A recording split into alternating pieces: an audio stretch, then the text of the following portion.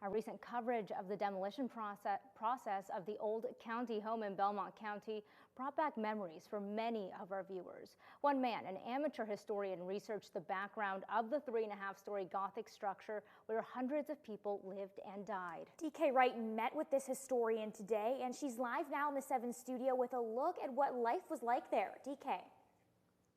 The building being torn down now was built in 1870. When people had nowhere to live, they went there, to this place that had several names: the county home, the Poor House, and the Poor Farm. 2 kinds of people lived at the Poor Farm. Many of them were elderly and had no children to care for them, so they were on their own. Some were not elderly. They were able-bodied people, simply due to their lack of skills, could not find employment. It was a self-sustaining farm with cattle and gardens. So they plant it and harvest food to feed themselves. The main floor held a parlor, a kitchen, and dining room. On the upper floors were the superintendent's family quarters and 127 rooms for residents. For those who got sick, there was the infirmary next door.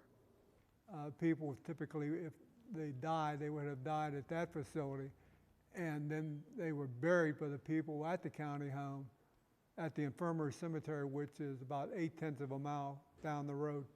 320 people who died at the infirmary are buried here. It's still a cemetery, and the most recent burial was only 3 years ago. While the Poor Farm was not a desired destination, Harry Forrester says it was more vibrant and pleasant than we tend to imagine. It was like a large family, if you will, and the ones that were in better health would help the ones that were not. And they could sit around nice days and have friendly conversations, listen to the radio, that type of stuff to fill out their day. The building closed as the county home in 1976. After that, it housed county offices for a while, but it has stood vacant for years.